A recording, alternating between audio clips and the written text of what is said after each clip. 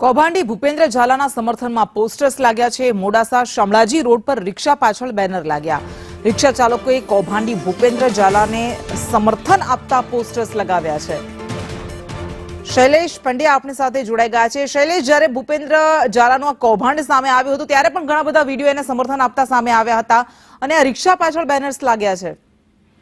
કૃષ્ણ, ભૂપેન્દ્ર ઝાલાનું જ્યારથી આ પોન્જી સ્કીમમાં કરોડોનું કૌભાંડ બહાર આવ્યું છે ત્યારથી કેટલાય લોકોના વિડીયો પણ આવેલા છે, ક્યાંક બેનર્સ અને હોર્ડિંગ્સ પણ લાગ્યા હતા।